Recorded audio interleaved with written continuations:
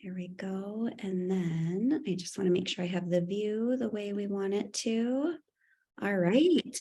Well, welcome. We are really excited to be able to have all of you here with us tonight and for you to come and hear from our wonderful panel of teachers that is with us and our panel of parents that is with us to be able to help hopefully ease your mind about this next stage for your children as they enter into kindergarten. Carissa, I can start kind of going back over to that if you wanted to go ahead and introduce yourself, and then I can pop my screen up too. All right, thank you, Jenny. Yeah. Welcome, everybody. We have a big group here tonight, which is really exciting. That means there's a lot of new kindergarten parents that just want to know what to expect next year. I also just want to say I'm actually one of you this year. I have a little one that's starting kindergarten as well. And so, as I said at our last one on Monday, you guys are my people. So I hope I get to know some of you and as our kids are growing up together. Our goal tonight is to just share some information with you from a perspective of a parent and a teacher and give you some good information and help hopefully ease your mind as you start that transition into kindergarten. The first thing I wanted to do, Jenny, if you're able to pull up the slides, is give you a little taste of what's to come. So we just have a fun video, just take a minute or two to show you a little bit about all of the fun things that are ahead for your kids in the next 13 years. So we'll quickly turn that video on. I know Jenny's trying to let people in and get the video going at the same time here.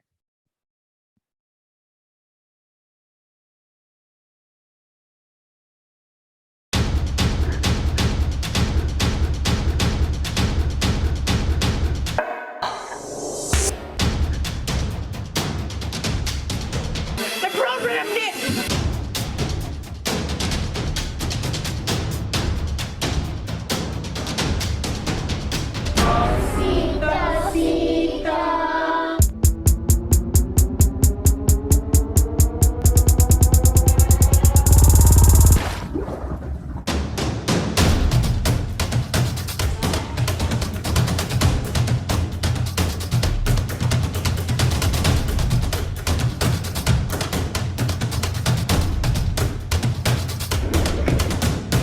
It's pretty cool.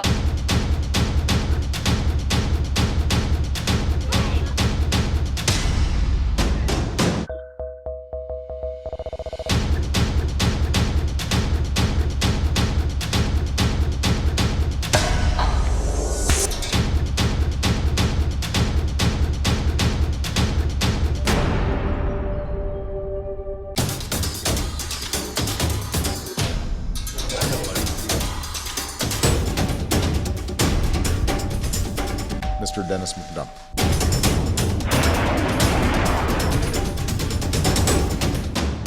Two more times. Come on.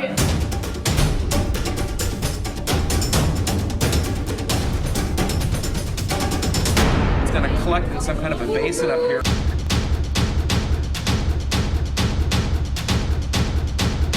It is just an unbelievable experience and advantage that we're giving to kids.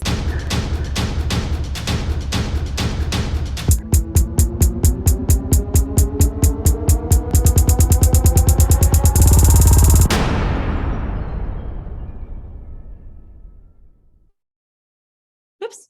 Sorry, I didn't mean to stop sharing. Let me pull that back up. Thanks, Jenny. Hopefully that got you a little bit pumped up and excited about all that's in store for your kids. But of course, the first step is kindergarten. And there are a few timelines to go over here. So just remembering that there is a kindergarten parent preview night coming up on January 12th. That's a chance for you to actually get into the school, meet the principal, kind of tour the building and get a feel for what it looks like. This is also an opportunity if you haven't decided for sure if you want to attend your neighborhood school or perhaps an alternate school in the district, you are welcome to visit another school that night and again, take a tour, meet the principal. January 15th is our enrollment deadline. So if you enroll by that date, that gets you kind of first priority if you are applying for alternate enrollment. At the end of January is when we will let people know if they have requested another school. That alternate enrollment request will be decided. And also if you've applied for Spanish immersion, you'd be finding out at the end of January if you are in or if you're on the waiting list for that.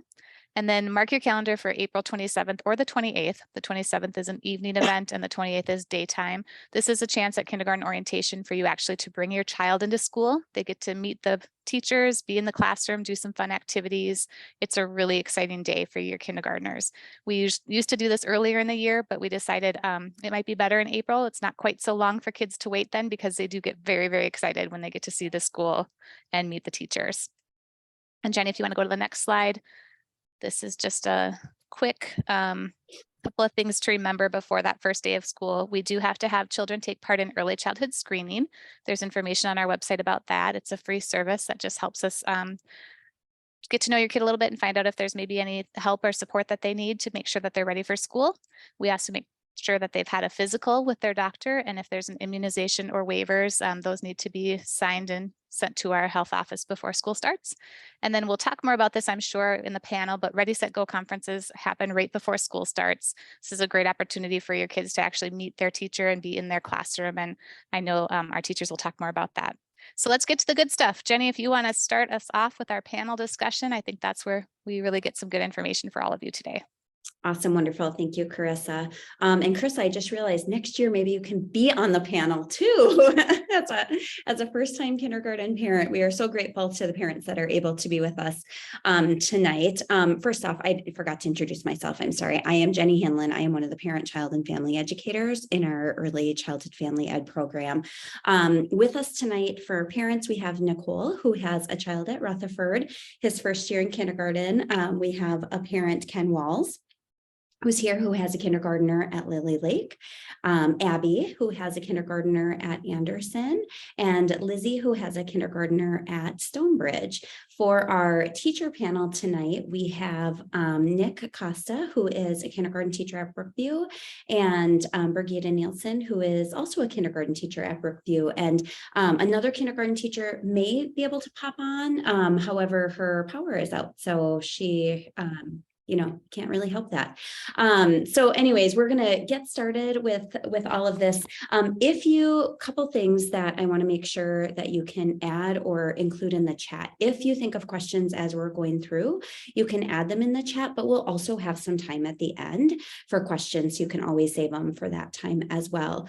The other thing is, all of you should have received, if you live within our school district boundaries, and your child is eligible for kindergarten, you should have received a kindergarten enrollment packet from the school district. If you have not received that yet, please put in the chat so we can make sure that you are able to access that and know what's all in that information. Great. Oh, thank you, Carissa, for putting that in there. So I'm going to start us off first with our kindergarten panel. And Nick and Birgitta, since it's just the two of you, it should be a pretty easy, actually, kind of flip back and forth. Can you guys take turns describing, or one of you describing, what a typical day in kindergarten looks like? Sure.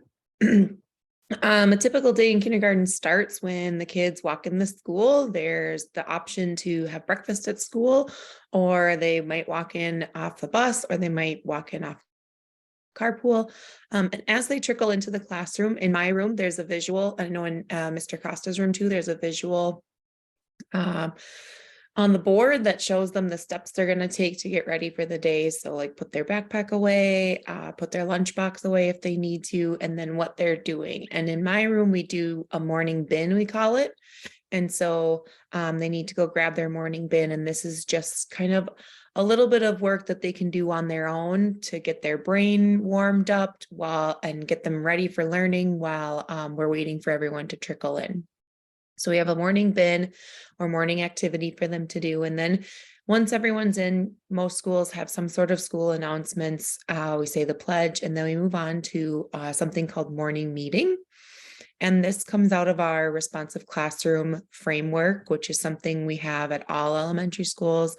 I believe there's even a little bit in preschool. And so this is the framework that we follow to have common language and provide some consistency as they go through the year. So even in first, second, third grade, they'll always have a morning meeting to start the day.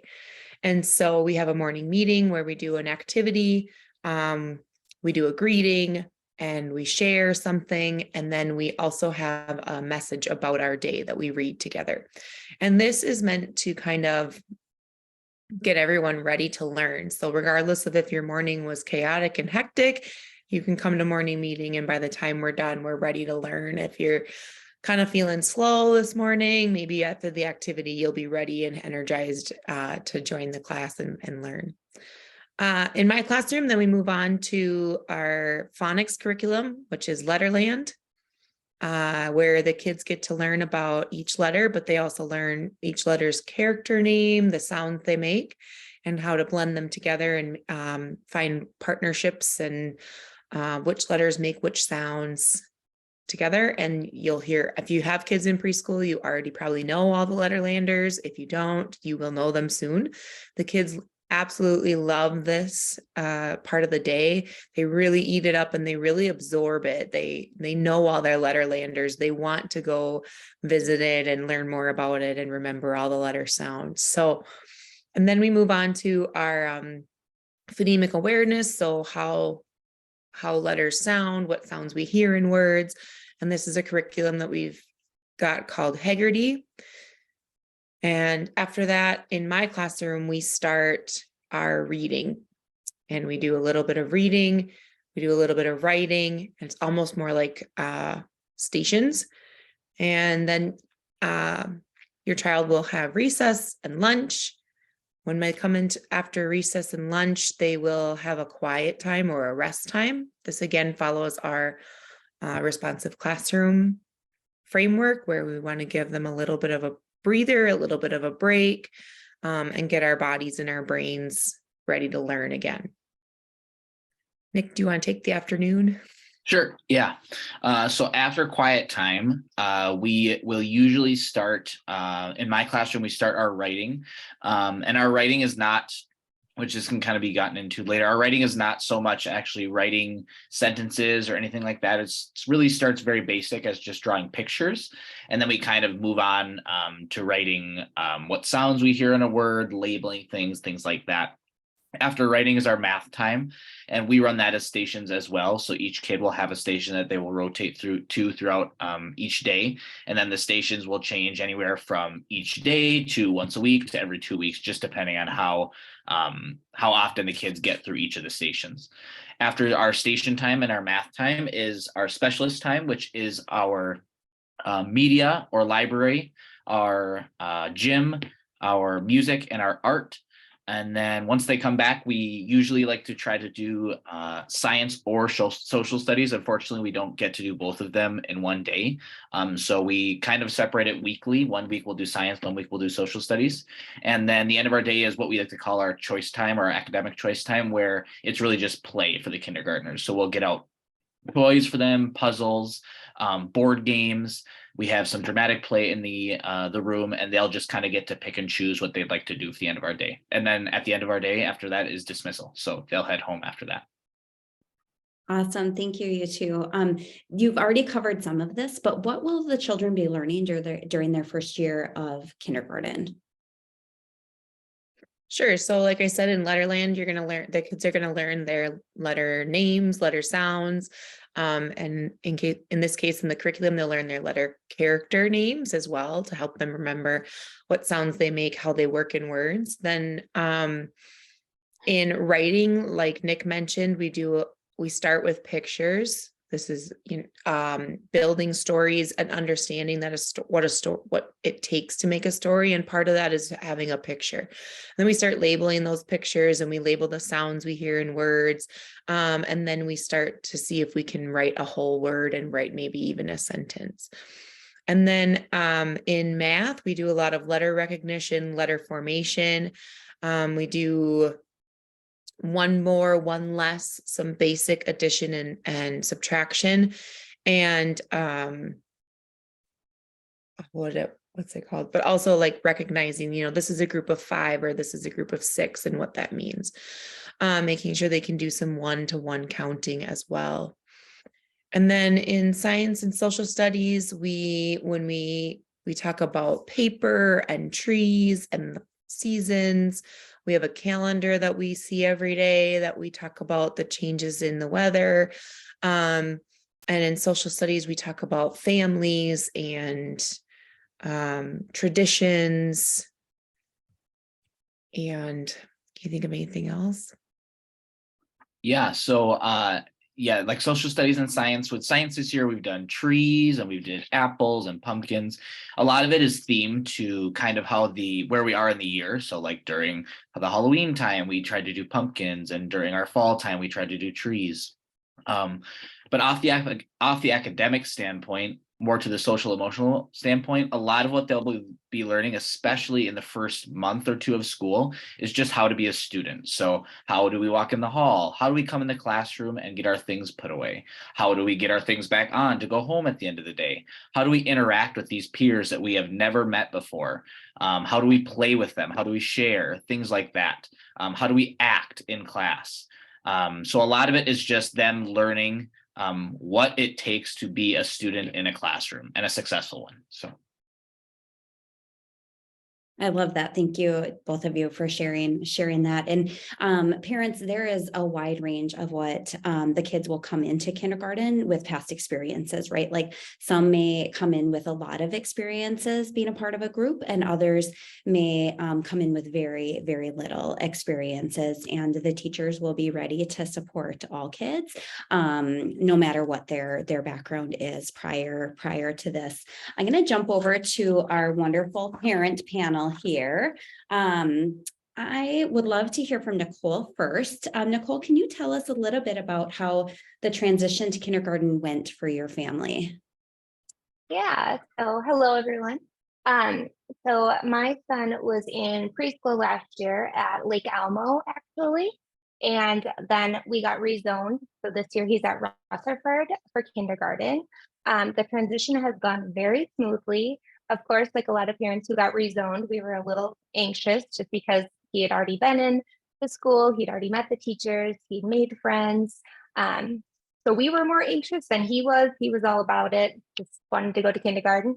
So we decided just to like stay really positive with him and excited about him to go to a new school, and they're going to have a cool playground, and they're going to have awesome teachers, and they're going to meet new friends. And really with that like positive attitude, he's did really well. Like the transition to kindergarten's been great. We've been super happy with Rutherford, and yeah, so far it's been a great experience. So Wonderful, thank you. Ken, Yeah. how about you go next? We'll do Ken, Abby, Yeah. and then Lizzie. Yeah, my daughter Kieran has transitioned phenomenally to kindergarten. We were nervous.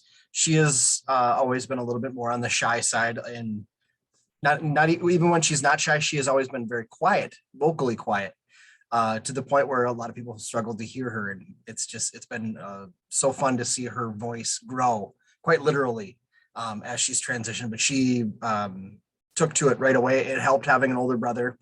Our kids walk to school every day, so having an older brother show her the way there, and kind of giving her the lay of the land of where to go and what to do. So now she is the one running the morning routine. Awesome. And I should have mentioned both Ken and Abby have older children that their oldest started kindergarten during the pandemic, which means that they still had a good experience, but it's just very different than now. And so in many ways, they are experiencing kind of kindergarten how it typically has been and should be or would be with their second child. Abby, do you want to go ahead and go next? Sure. The transition for us went super well. Like Ken, Harley's my middle.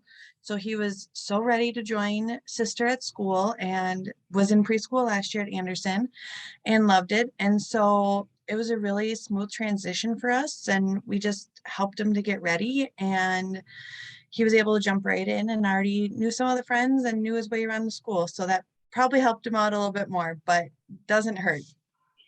All right. Thank you, Abby. How about Lizzie? Hi, everyone. Yes. So my son Oliver is our first, and I'm sure like many here, we were very anxious about him starting school. We had no idea what to expect. We were barely confident in his ability to get out of the door and into our car to drive him to preschool, let alone, okay, getting on the bus and now you're alone for the whole day. So that was a very big, probably more challenge for me personally than it was for him. I was wildly surprised at how seamless things felt. And I mean, we had been preparing actually for a lot of challenges this year. We'd done some assessment with my son in his preschool years for focus and attention. And although he wasn't eligible for services, we kind of knew going in that he might have some challenges this year. And we have just felt so supported by the district, supported by Stonebridge. And honestly, I have to give lots of the credit to my son, who I just needed to have a little more faith in. So that's been our experience, and it's been overwhelmingly positive. Lizzie, that was such a great quote, because I think sometimes as parents we forget that they are often more capable and stronger and more resilient than we think that they might be. And Nicole, you spoke to that too, because you know what, in your child's school experiences, schools might be rezoned, right? We live in a big district and things might happen, or a favorite teacher that you might be like excited to have might suddenly not be at that same school anymore, or whatever. Like, you're going to experience things that will probably disappoint you more than it will disappoint your kids. And to be able to kind of take some steps back and just trust in their resiliency and kind of move forward with a positive attitude. So thank you two for sharing that. All right, and Lizzie, we'll stay on you and then we'll kind of just go backwards. What was your biggest fear and what was the reality? Really, oh gosh, well, I am prone to having lots of fears, but if I try to narrow it down, I think for me, just kind of hit my son getting from point A to point B. So I stayed home with him, kind of left the corporate world to stay at home with him for the last 5 years. And so, you know, really giving up that control of saying goodbye and, you know, here you are on the bus, I'll see you at 3:30 or whenever you get home. I think that was a fear where I just didn't know, you know, how his day would progress without me. And so far he keeps coming home. So it's been great. He actually comes home, and I had a lot of, I think I had a lot of fears too, that he would come home and he'd be frustrated or discouraged that he couldn't achieve something. But honestly, so many of our conversations are about him problem solving and figuring things out on his own. And that has been the biggest win. So the fear and the win kind of go together for me. Thank you. All right, Abby, how about you? The biggest fear that I had with Harley going to kindergarten was that in preschool, we actually found out that he needed a little bit more help with speech. And so he has an IEP with that. And the biggest fear was that he would go in, the teacher would not understand him anymore, and he would just get frustrated with himself because he has to just keep repeating or not. People aren't able to understand. Well, the reality is teacher understands them. The kindergarteners all have their own little language and all understand them. And he just keeps chugging along and is having a great time. So that was probably the biggest thing. And it was done within about 2 days of starting kindergarten. So kudos to the teachers for making sure that he was able to be understood. That's awesome. Wonderful. Thank you. How about you, Ken? Yeah, I think our biggest fear was just how quiet she was, and that really was it. And we've seen her change so much and just come out of her shell since starting kindergarten. We were worried she would kind of fall in and not be who she is at home. And we've learned that she's not just who she is at home. She's an even better person at school, an even better friend. So it's great to see that come to fruition. Thanks, Ken. How about you, Nicole? Yeah, so our biggest fear, I guess, since the day Asher was born, because his birthday is August 31st, was so obviously having like a summer birthday kiddo who's super young. and all the talk, like, are you going to send him to kindergarten? Are you going to wait? What are you going to do? What's best? So we had a lot of like anxiety about that decision. And in the end, we decided to send him. And I mean, I'm glad we did. He's doing really, really great. And we just trusted that the district and the educators would be ready for him to meet him where he was at, socially, academically. And they're doing a wonderful job. He's rocking kindergarten and loving it. So yeah, our biggest fear ended up not being a fear at all, I guess. That's wonderful. And that is the reality, Nicole, that really our district does encourage or makes the kindergarten teachers are ready for all kids, and we love it when kids are able to go when they're age eligible, and yeah, they might be young, but they might not look young in the class. You just really never know. And I know it can be a very personal decision for parents, and I think it's wonderful that you've had the experience that you have, and that he's been doing so well. So thank you for sharing that. We'll go back to the teachers briefly to so Nick and Birgitta, what can parents do between now and the first day of school to make sure their child is ready for kindergarten? I can start with that one, Birgitta. I think the biggest thing is probably just to foster their independence. So allowing them to do more things on their own as it kind of leads up to it. So allowing them to work on zipping their jacket on their own is a really big one. Allowing them to, tying shoes is a little bit later down the line, but if your son or daughter is gung-ho for it, allow them to try it and then help them if they really need it. Have them put their dishes away in the sink or wherever you guys put dishes, have them pick up their toys on their own. All the things like that will really translate really well when they come into the classroom and they are forced to do these kind of things on their own, especially when there's 20 other kids in the room that need help as well. So the more independence that they have as they come into kindergarten, it's just going to be easier for them with pretty much everything that we do. So I would say helping to foster their independence. Yeah, and I completely agree. And finding things that work for your kids. So what I mean by that is like with the shoe example, for example, if tying shoes is not their thing right now, and that's it really developmentally is probably a little bit later down the line, then get Velcro or get slip-on, get something that works for your kids so they can feel successful and confident. Another area might be in the lunchroom. Like our lunchtime, they get about 15 to 20 minutes to eat. And so making sure that whatever their lunch is packaged in, if they're going to have a lunch from home, that it's in containers they know how to open and close, that it's in even though it might be a little bag of goldfish or raisins or whatever it is, make sure that either they can open it on their own or it's in another container that they can open, because sometimes that can really slow down their eating. Another thing I would say is working on a routine, and maybe even starting this like at the beginning of August.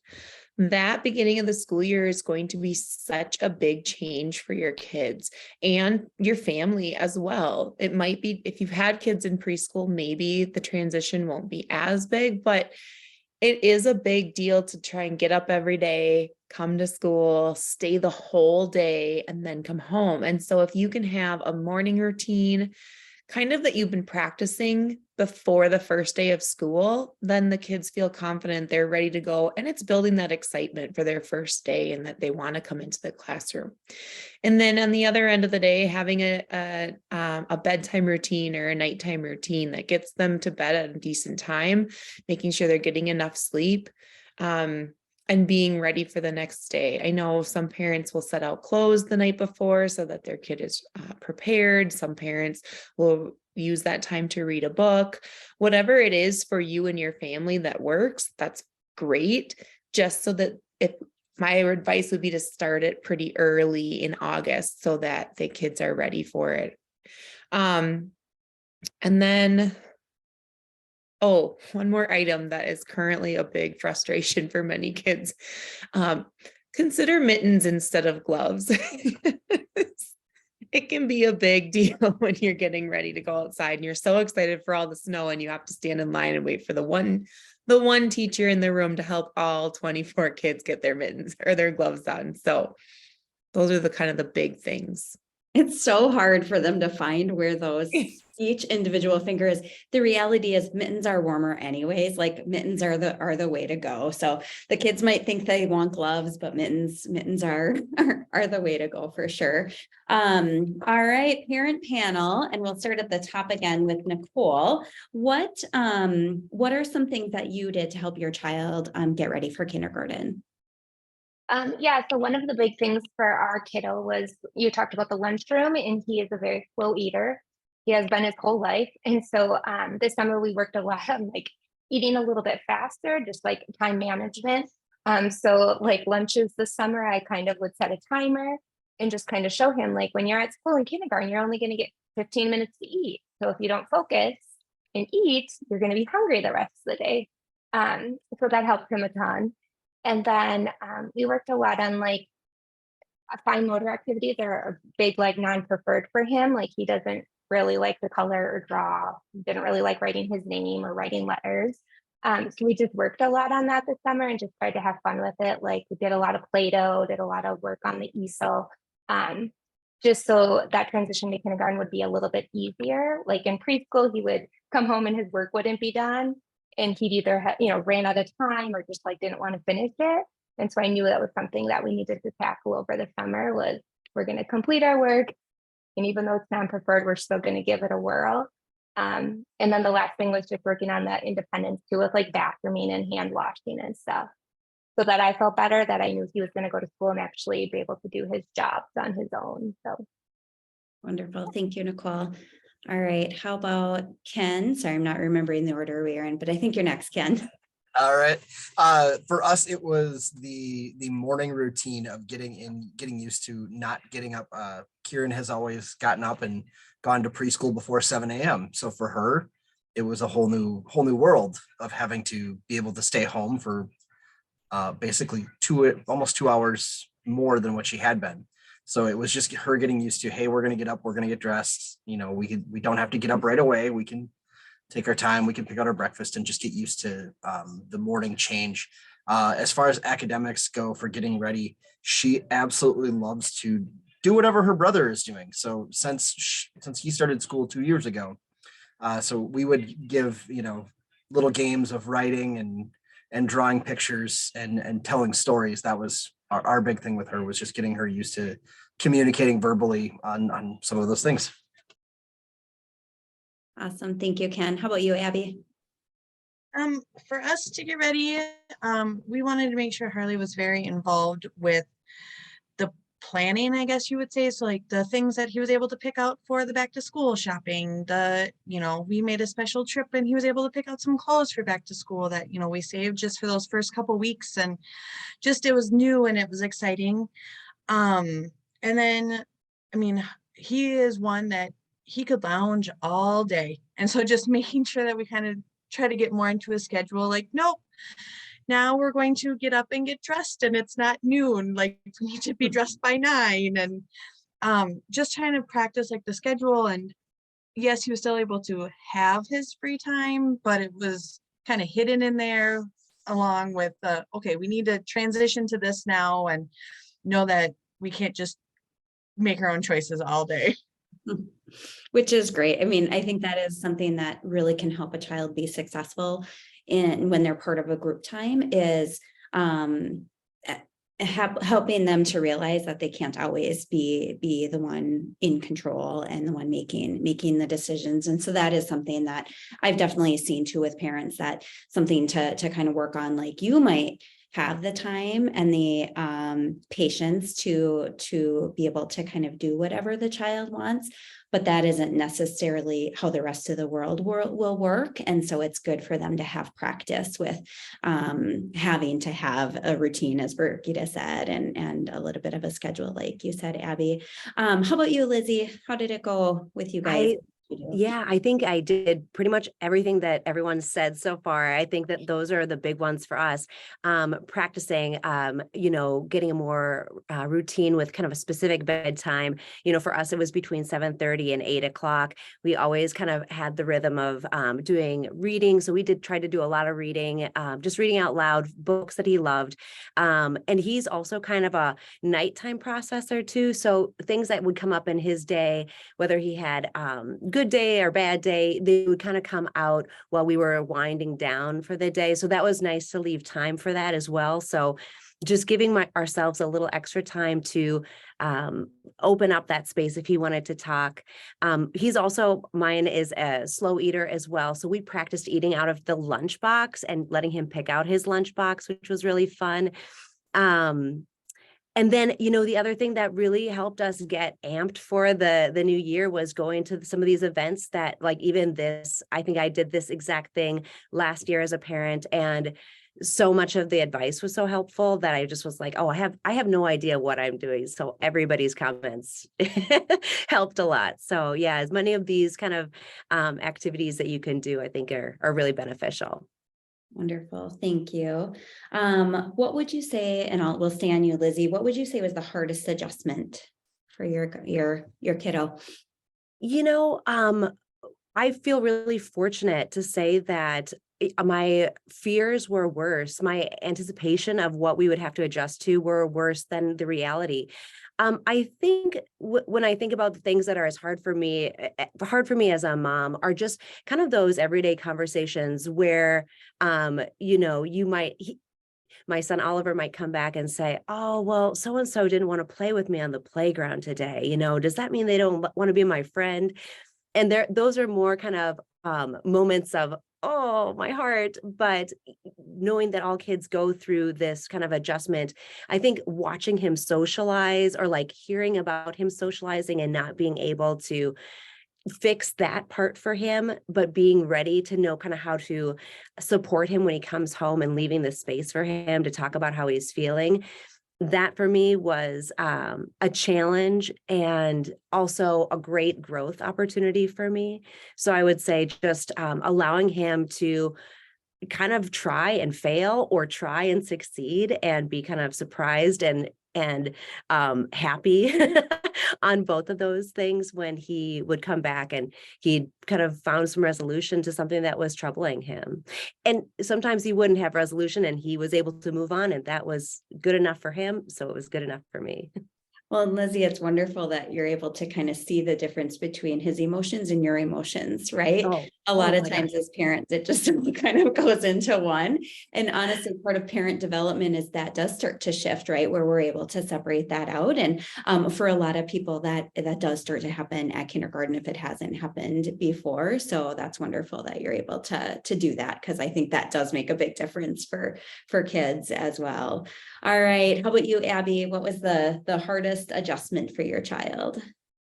The hardest adjustment for us was that Harley was coming home exhausted because just absorbing everything all day long, and the structure that, he was on somebody else's schedule. And so it was a lot to take in. And he was coming home and wanting to just be left alone. He needed his time. And if we had to go and we were in the car for 20 minutes, he would fall asleep every single time. And so it was that was the biggest adjustment, was just figuring out how to regulate out and plan out. And it still happens that if we're in the car long enough and it was a big day with, say, Jim, he will still fall asleep. Or if, the recess, if they were able to play hard, still comes home exhausted, and he is my best sleeper. That's awesome. All right. How about you, Ken? So on Monday, I couldn't come up with anything because she really didn't have anything that she struggled with, or any transition issues. But I was reminded that we did have one hard part for her, and that was having to deal with having her big brother with her. As much as that was a blessing, it was that realization she spent 2 years at daycare without him. So it was just getting used to having to deal with that other person to get ready with every day. I love it. The sibling stuff. It's so Oh, fun. yeah. Yeah, it never ends. It can be wonderful and it can be so hard. All right, Nicole, how about you with Asher? Yeah, so our biggest adjustment again was just like Abby said, the after school being so exhausted and tired. So learning myself how to kind of regulate myself, because when he came home, he would have very big feelings because he was tired, he was hungry, maybe he had a good day, maybe he had a bad day. But just kind of like giving him grace, like, I know you had a hard day, I know you're tired, giving him the space he needed, whether he needed a snack, he needed to read a book, or just like be alone in his bedroom for a little bit. So just coming up with something after school.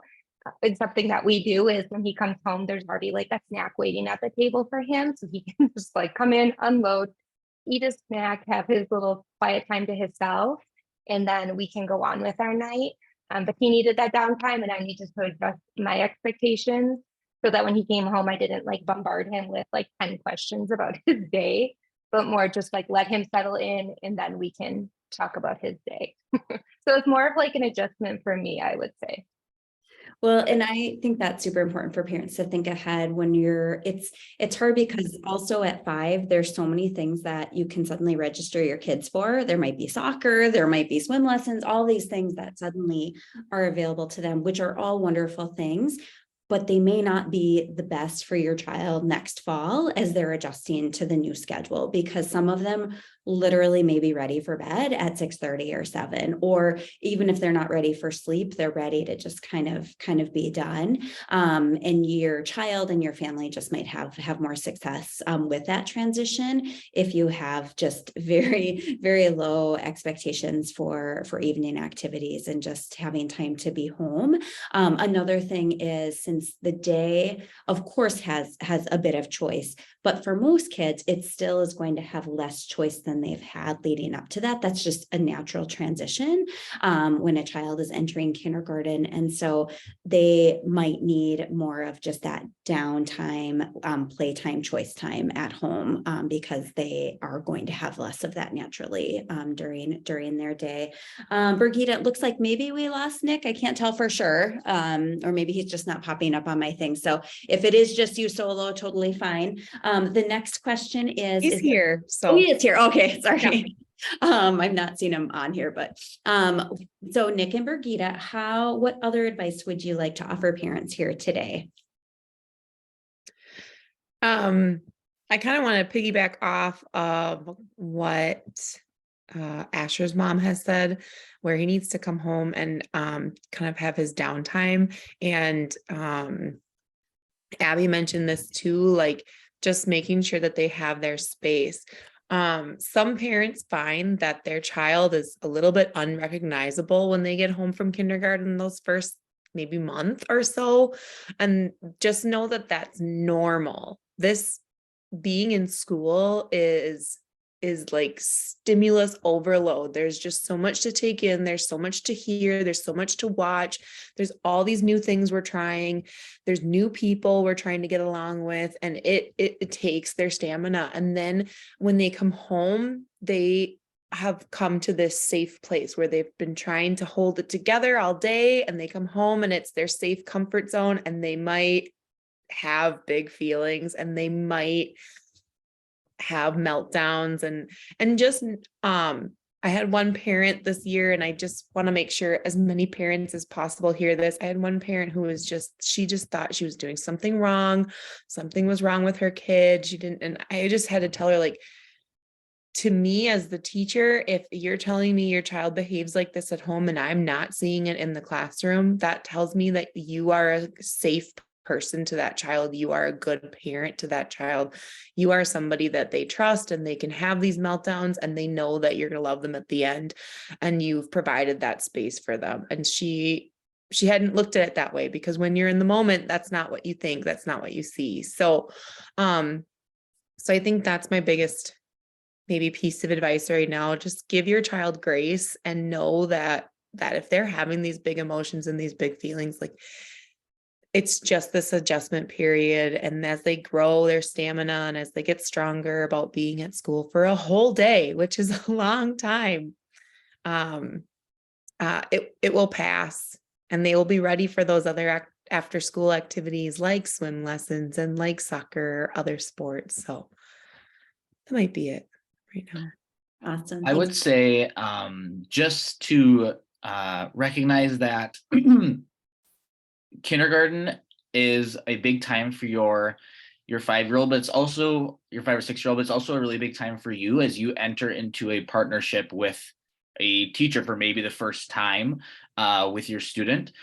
So just please, if you ever have anything that you are worried about, any concerns, any questions, please reach out to your teacher, because they want all the success that you want for your student as well. They are doing everything that they can to make sure that your student is successful in the room. And especially if your student is coming home and telling you things that might be happening at school, or things that they're worried about, sometimes the teacher doesn't always know, either because they might not have been there the day that it happened, or maybe it happened on the playground or during a specialist time when the teacher wasn't there.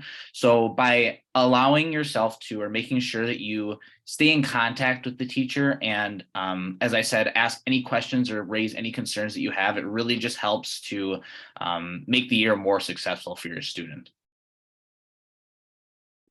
Nick, I love how you worded that as a partnership. I think that's a really important thing. And I think too, we as teachers do see parents as their child's first teacher. And so it truly can be a beautiful partnership. And I think you're absolutely right, too, with being able to go to the teacher if you're having concerns or questions, or even sharing exciting things. That's a wonderful thing to be able to go to teachers about too. But also if there's something hard going on at home that could be impacting your child's time at school, it's helpful to be able to pass that information along to the child's teacher, so they can just kind of have a different view of that child during that time. You know, if suddenly, you know, maybe one of the parents lost a job, or maybe parents are separating, or maybe there's a death in the family, all of those things, even if we don't think they're impacting a child, they probably are.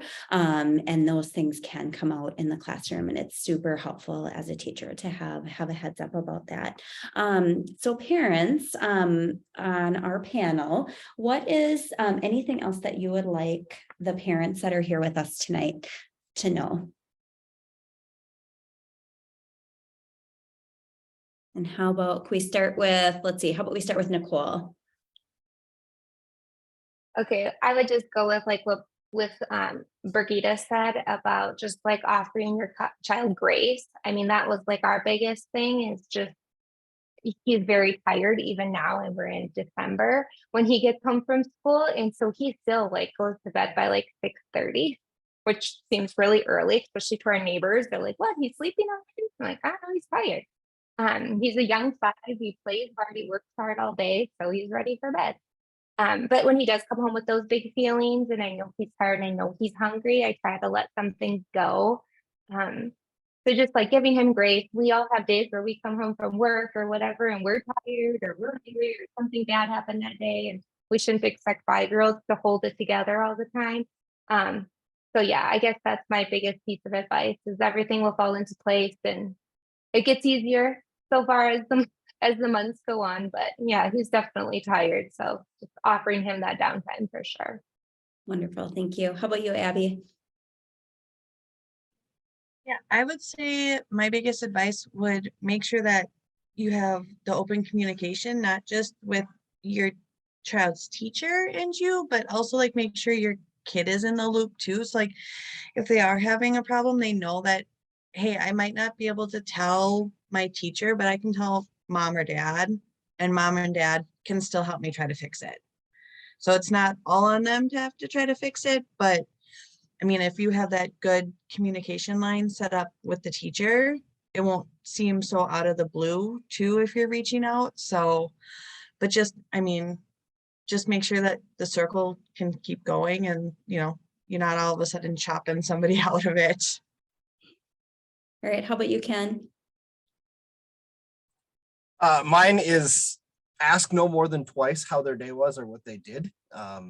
We've run into that several times with Kieran, of her just not wanting to talk. And, for me, I'm like, well, just tell me something, give me something.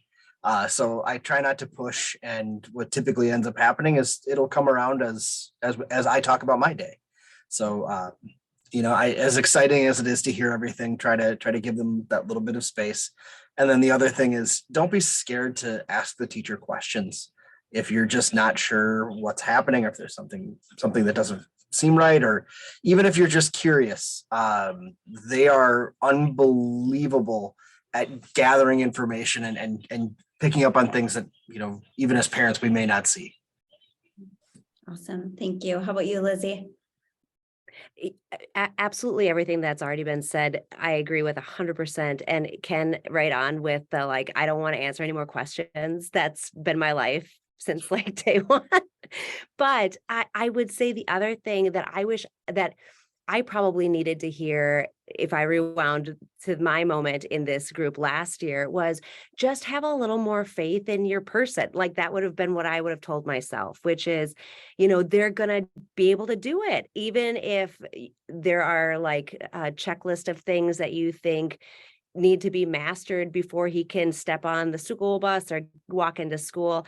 I found that I just realized, wow, my life would have been easier if I would have had a little more faith in what my son could accomplish here without me needing to get involved. So that's mine too. Thank you. There's two things that I know that didn't come up so much yet tonight that I just want to make sure I touch on before I get to some questions that have come in the chat. One is reading to your kids. It is so helpful for kids to have exposure to books very young, when they're learning to read, when they have had exposure to such a wide range of words, when they're kind of stumbling on a word, trying to make sense of it. Often kids that have had a huge exposure to language will be able to, they won't stumble as much because they've heard such a variety of words. And it doesn't always have to be reading books. It could be reading signs that you might pass if you're out on a hike, stopping and looking at a sign, or reading a map. Those are all great things, even just kind of words around your house that you might have. And then the other one is the Ready, Set, Go conferences are something that all of your kiddos will have an opportunity to be a part of next year. Usually what that means is your kindergartners won't start, I think it's K through 5. All of those kids start a little bit later than the older grades, because we take that time for teachers to be able to meet individually with each of their students. And it has been amazing. We have received fantastic feedback from parents. We've received fantastic feedback from teachers.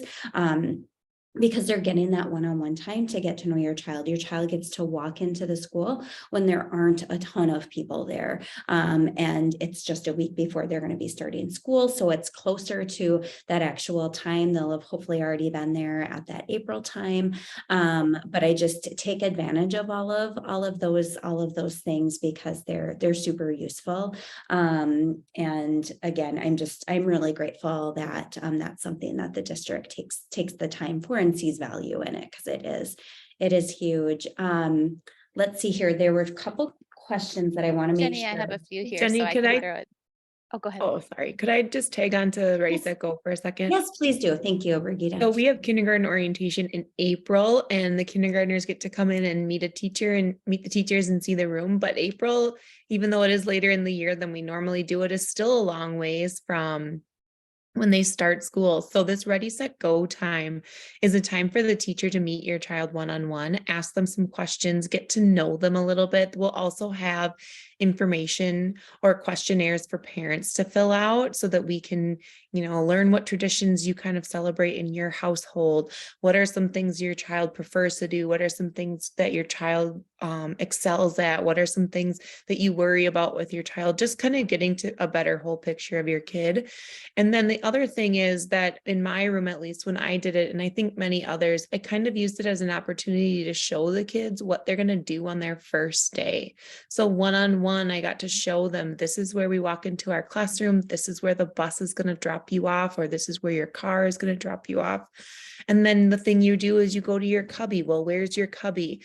And you put your backpack backpack away, and let's find your table spot or your desk. Let's find out where that is, so that when they come in on the first day, they have that confidence already that like, I know where I'm going. I know how to walk to my classroom. I know where to put my backpack. I know what to look for, and I know what my table is. So it's not this brand new room, this brand new space that they're seeing for the first time with all the other kids in their class at the same time. It's way more overwhelming to do it that way. So this kind of soft start to the school year is really nice.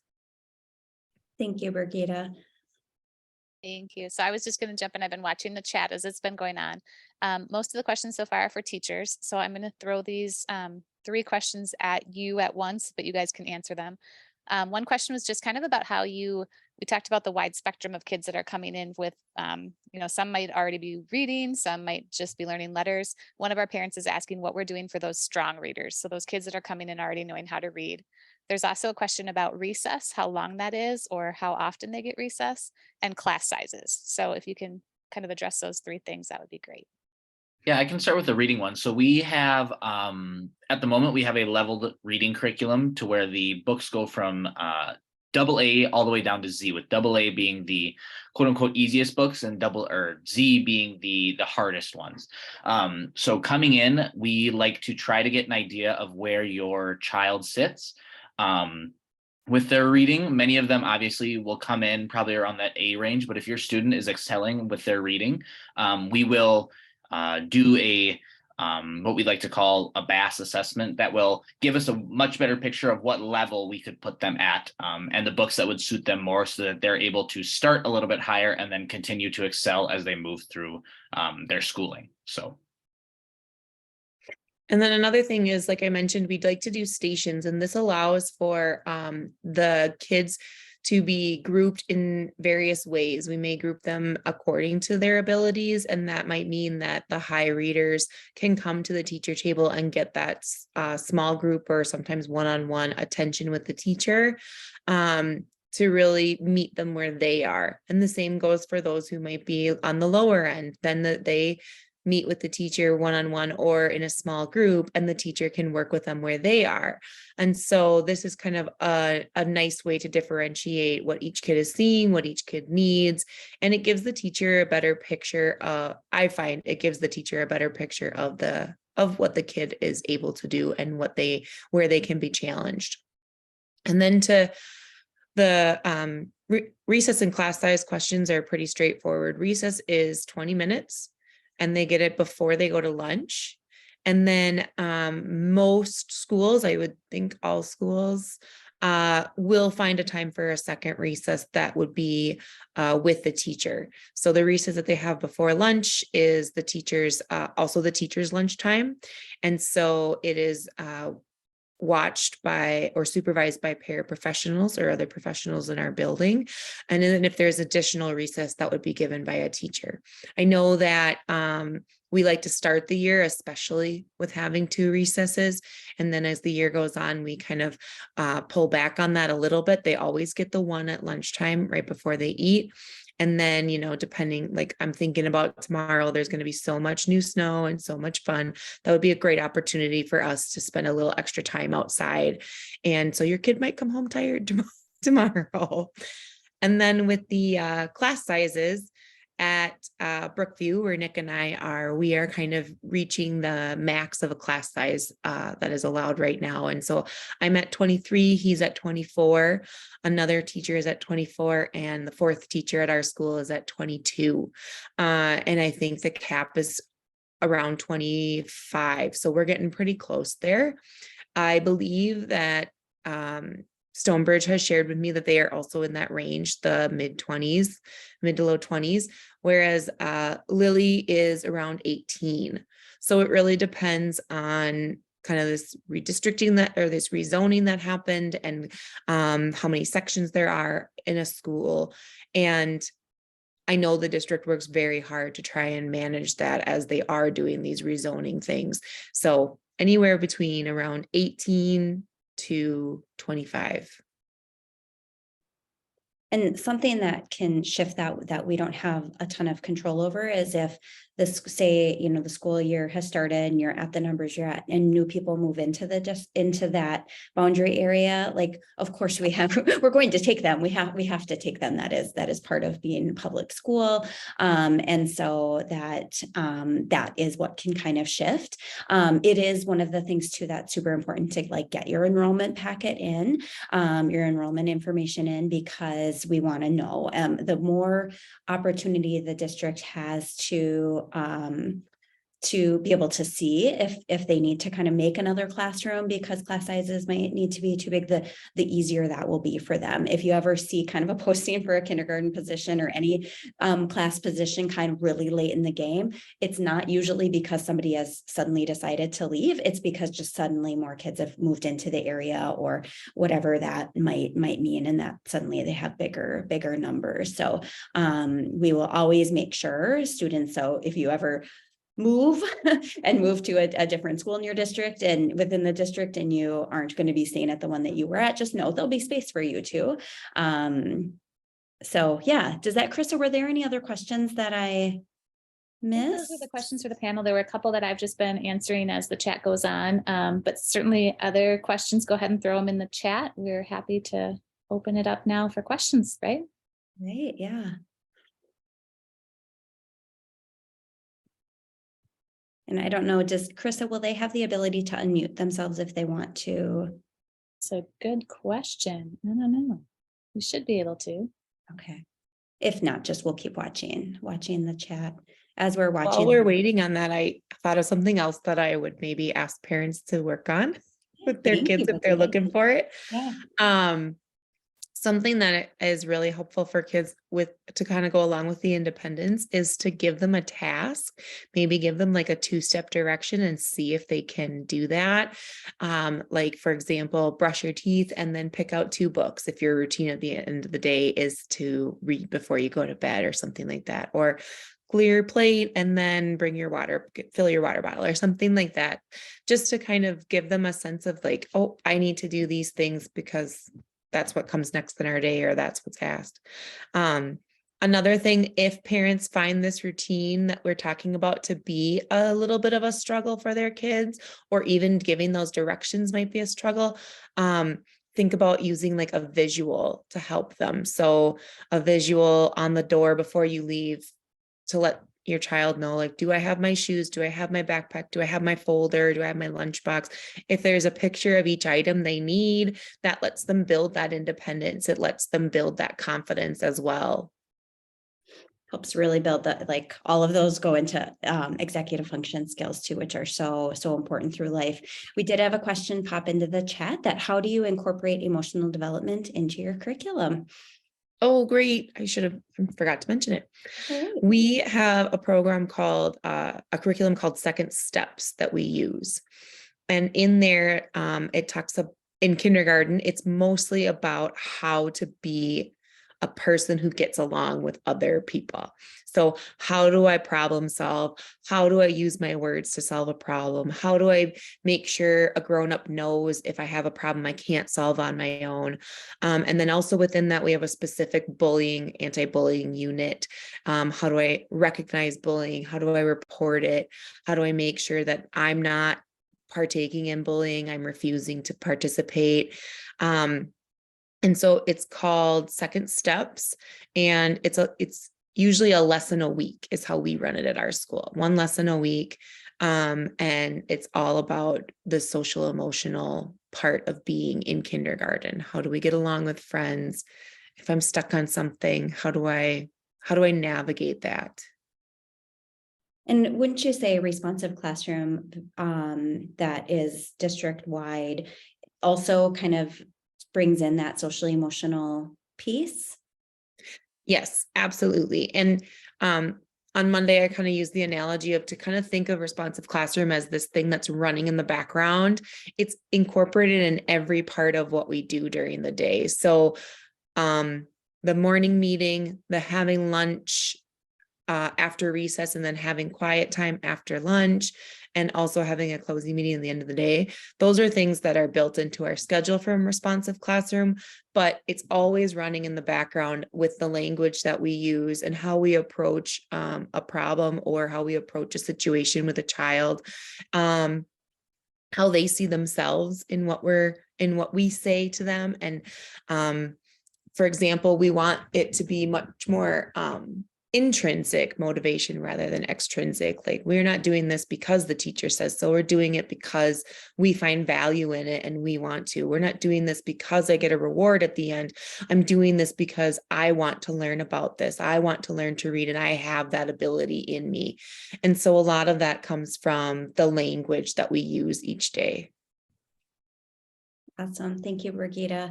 One more question for either you or Nick to take. And also, if people have more questions, feel free to keep adding them.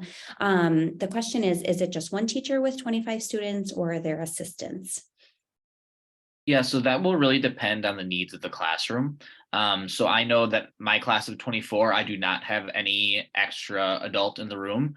But another kindergarten teacher at Brookview's class of 24, she does have an extra adult in the room, just because the needs of her students are a little bit higher than the needs of mine. So she has an extra adult to help her out. So it really is just completely based on what your student composition is, on whether or not you will have an extra adult with you or not. And this is determined by something that Abby kind of mentioned earlier, is an IEP, so an individualized Education plan. I know. Thank you. It's 9 o'clock at night, like her. It's fine. And so that is a legal document, and in there it stipulates what kind of supports a child needs if there's somebody who needs an individualized education plan. So if there's somebody who has higher needs or needs modifications to their day or things like that, in that document is where it tells a principal, for example, if this child needs a pair or needs an extra adult to be in the room. And so, like Nick said, depending on the composition of the students in your class, if you have a class where there are students with IEPs who require this time, then that is how there is an extra adult in the assigned to the room. So Awesome. Thank you for that clarification. Any other questions? It's kind of fun. I'm thinking as I'm looking here, Carissa, you're a Stillwater graduate. Nick and Brigitte both are, right? no, I'm not. No, you're Nick not. is. Sorry. Nick is, though. I am. It's pretty neat to see the pony pride in our community. I have raised both my children in our school district. My youngest is a senior right now, and I can say from my standpoint, we've had just a phenomenal experience. We have just experienced phenomenal teachers throughout the whole time.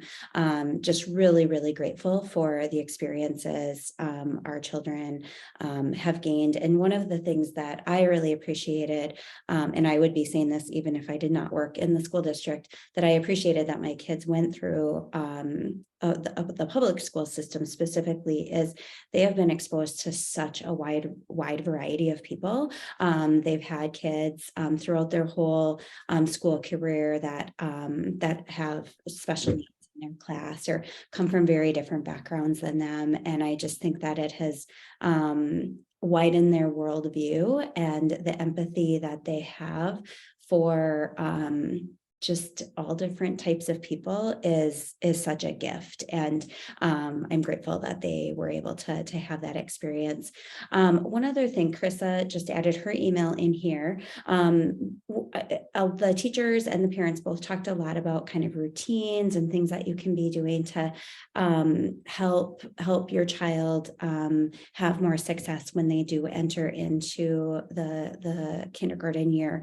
If any of those things sound unfamiliar or challenging for you as a parent of how you might start to do that, or maybe you've tried and haven't had success for your kids, one of the things that we offer through our ECFE program is family consultations. The budget that comes through is early childhood family end, which is some state funding under home visiting. And so that's something we do have a form online that you can fill out, and we can meet virtually or over the phone or in person to kind of help you figure that out, figure out if how you might set up a bedtime routine if that hasn't been something that you've had success with in the past, or if you want more information on how like the visuals can work for kids. So just know that that is an option. That is something that is available to anybody that lives within the school district boundaries. So I will, oh, is there before and after school care available? Yes. Carissa, can you talk to that just a little bit? I can a bit, yes. So we do have Adventure Club, which is our before and after school childcare program. I am going to be very transparent on this. We are having a hard time finding enough people to staff that for the demand. So we do have a waiting list currently, and I expect we will continue to have a waiting list. So definitely watch for information. I think registration for summer usually happens sometime in like April, and then registration for the school year is a little bit later than that. But it is a very difficult thing to get into right now just because of staffing shortages. So high demand for Adventure Club care, and just like everything, it's really hard to find staff. So do know that there is a waiting list. We're doing everything we can possible to find more staff. And I'm going to put a plug out there. If anyone knows somebody who's looking for a great job, it's a lot of fun. And it is a flexible, you could work the mornings, you could work the afternoons, you could work both. So I'll put that plug in there, and I would encourage you to be watching for information about that. Sign up. There will be information at orientation, and it's on our website as well. And it might be because it can be harder to get into if there's a wait list. It can be a great opportunity to kind of, I guess, kind of build community within your neighborhood. If you have neighbors, to find out, is there a parent that is home and maybe available to help you out those mornings or after school. We had quite a few neighbors that helped each other out, and there was an exchange of money, and that was kind of a benefit to both of them then, and others it wasn't. So just kind of think about that too. That's sometimes we don't use our community in all the ways that I think that people maybe did 20, 30 years ago. And it just can be a great way for families to connect more. Chris, take on that question too, Jenny. So we got a question about the priority. So January 15th, we kind of say that's if you get your applications in by January 15th, you'll have priority. That's really in reference to alternate enrollment and for the kindergarten Spanish immersion program. So if you get your applications in or your enrollment and materials in by January 15th, you're kind of in that first pool. That doesn't mean you can't apply after that. It's just we do a lottery for alternate enrollment and for immersion. If you're after that January 15th, you won't be part of that original lottery, but then those later information that comes in gets added if there's a wait list kind of by the date that it comes in. So enrollment can happen at any time. As Jenny mentioned earlier, it does really help us with staffing and trying to make sure that we have good class sizes. If we know that information earlier, we typically start to staff, February, March. So the sooner we know how many kids we have, the easier it is for us to try to plan and keep those class sizes lower. Wonderful. I just want to thank, I'll start with our kindergarten team, Nick and Brigitte. Thank you so much for taking the time to be here, especially on a snow day. I'm so glad. Jenny, can I mention one more thing that came up on Mondays that we didn't touch here? At Mondays, there happened to be a parent who had a child who was diagnosed with some sort of I think it was DCD. He would go to DCD. So he'd go to Rutherford. But I just wanted to give if there is a parent, or if it applies to anybody here who has a student who might be going to one of our cluster sites, we call it. So at Lily Lake, it's the CIP program, which also can sometimes be called the autism program. At Rutherford, it's the DCD DCD. And then at Lake Elmo, it's the medically fragile and complicated. And so if your child were to be in one of those programs, even if, say, Lake Elmo is not your community school, but your child qualifies for that program or would be going to that program, know that there would be busing for that. I had a parent very concerned, how am I going to get my child to the program that is best for them? And so it's different than open enrollment and so it's specifically built that way to help the students and give them the most support they can have. And for questions on that, I highly recommend that you talk with your child's early childhood special ed teachers, and they'll be able to kind of guide you on all of that. If you're not sure yet of what that would look like for them, they can kind of help walk through that, and they're wonderful in helping make sure that transition goes smoothly. Thank you, Jenny, Brigida. can I just Oh, sorry. Yep. say one quick Yeah. thing, just for parents with the Adventure Club. I did find out, I don't think there's a specific date, but they will be doing registration for next school year starting in June. So just be on the lookout in early June for registration if you need before and after school care. Awesome. Thank you to our panel of parents too for volunteering your time to be here tonight. It was wonderful to hear your experience. I'm glad that it was successful for all of you. When I reached out to all of you, I didn't necessarily know that was for sure the thing. So I'm glad that was the case. I think you guys all shared a wealth of information. We really, really appreciate it. So parents that are on here to gather information tonight, if you have other questions, please reach out to Carissa with kind of more like district logistical things. If you have questions for me about the family consultations that I had mentioned or anything kind of early childhood related, feel free to email me and I can kind of get you the resources that you're looking for. But I'm grateful for all of you and good luck. It's an exciting year ahead.